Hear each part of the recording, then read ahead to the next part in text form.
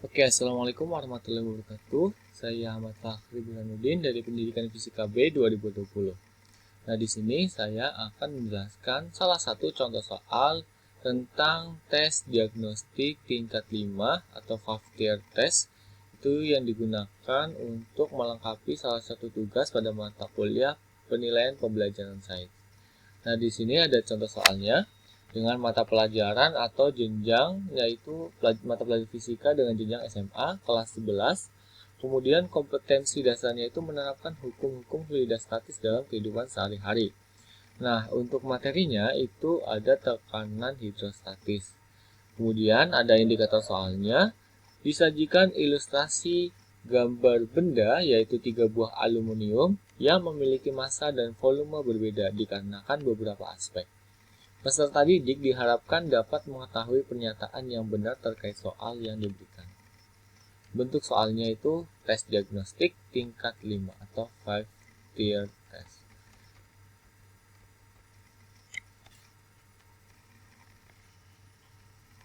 Saya bacakan soalnya. Di bawah ini disajikan tabel hasil pengukuran massa dan volume dari 3 jenis benda padat. Jika dimisalkan benda A, B, dan C adalah benda yang sering kita jumpai, seperti 3 buah aluminium yang memiliki massa dan volume berbeda dikarenakan beberapa aspek. Jenis benda A. Jenis benda A itu memiliki massa 500 gram dengan volume 100 cm3. Jenis benda B itu memiliki massa 250 gram dengan volume 250 cm3 dan jenis benda C itu memiliki massa 220 dengan volume 330 cm3.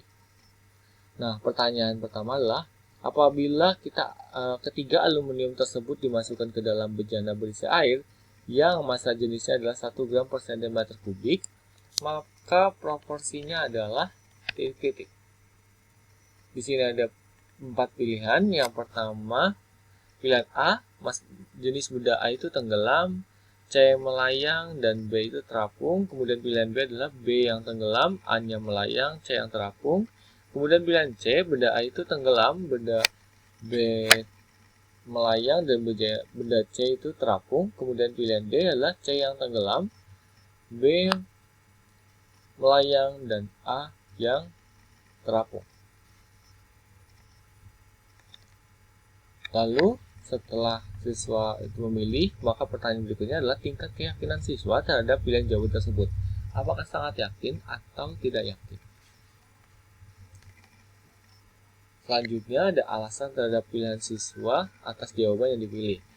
Di sini saya ada yang warna bold karena itu merupakan sebuah alasan yang tepat untuk menandakan bahwa itu adalah jawabannya. Alasannya yang A adalah karena massa jenis A itu lebih besar dari massa jenis air sehingga tenggelam. Kemudian massa jenis B itu sama dengan massa jenis air sehingga benda B itu melayang, dan massa jenis C itu kurang dari massa jenis air sehingga benda C itu terapung. Lalu alasan yang B adalah karena massa jenis A kurang dari massa jenis air sehingga tenggelam. Massa jenis B sama dengan massa jenis air sehingga benda melayang. Kemudian massa jenis C lebih dari massa jenis air sehingga benda melayang. Kemudian yang C, karena massa jenis A itu sama dengan massa jenis air sehingga melayang. Massa jenis B lebih besar dari massa jenis air sehingga benda tenggelam. Massa jenis C kurang dari massa jenis air sehingga benda terapung. Kemudian yang D adalah karena massa jenis A lebih besar dari massa jenis air sehingga tenggelam. Massa jenis B kurang dari massa jenis air sehingga benda terapung. Kemudian massa jenis C sama dengan massa jenis air sehingga benda melayang. Dan yang E lalu adalah karena massa jenis A kurang dari massa jenis air sehingga tenggelam. Kemudian massa jenis B itu kurang dari massa jenis air sehingga benda itu melayang. Dan yang massa jenis C itu lebih besar dari massa jenis air sehingga benda melayang. Kemudian F mungkin apabila untuk siswa yang memiliki jawaban alasan tersendiri. Maka di situ itu. Kemudian apakah Anda yakin adanya sebab akibat atau korelasi antara jawaban dan alasan jawaban Anda? Maka siswa disuruh memilih iya atau tidak. Kemudian saya juga menambahkan untuk pembahasan dari soal tersebut. Yang pertama adalah rumus massa jenis. kita tahu bahwa rumus massa jenis untuk mencari massa jenis adalah Rho sama dengan M per V, dengan M merupakan massa dan V adalah volume. Nah, setelah kita mengetahui massa jenis benda, rumus massa jenis benda, maka kita masukkan benda A, massa jenisnya itu Rho sama dengan M per V, maka massa jenis benda A adalah 500 gram per 100 cm kubik, yaitu berarti sama dengan 5 gram per cm kubik. Kemudian massa jenis B itu Rho sama dengan M per V sama dengan Rho sama dengan 250 gram per 250 cm kubik, maka sama dengan 1 gram per cm kubik. Nah, kemudian massa jenis C adalah Rho sama dengan M per V sama dengan Rho sama dengan 220 gram per 330 cm kubik, maka massa jenis benda C adalah 0,66 gram per cm kubik. Nah, jadi kemungkinan miskonsepsi pada soal ini adalah siswa mengalami kesulitan membandingkan massa jenis benda dengan massa jenis zat cair pada waktu tenggelam, terapung, dan melayang. Nah, pada konsep tekanan hidrostatis, yang benar adalah massa jenis benda di dalam zat cair, apakah benda tenggelam, melayang, dan terapung, itu menurut konsep ilmiah, apabila massa jenis benda itu lebih dari massa jenis fluida, maka benda tersebut tenggelam.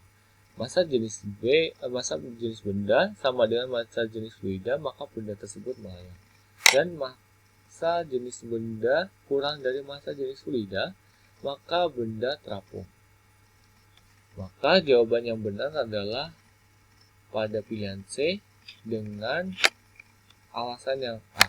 Jadi pilihan C dengan A itu tenggelam, B melayang, C terapung, karena alasannya adalah massa jenis A lebih besar dari massa jenis air, sehingga tenggelam. Massa jenis B sama dengan massa jenis air sehingga benda melayang, dan massa jenis C kurang dari massa jenis air sehingga benda terapung. Baik, mungkin itu saja yang dapat saya jelaskan. Kurang lebihnya mohon maaf. Wabillahi taufiq wal hidayah. Wassalamualaikum warahmatullahi wabarakatuh. See you.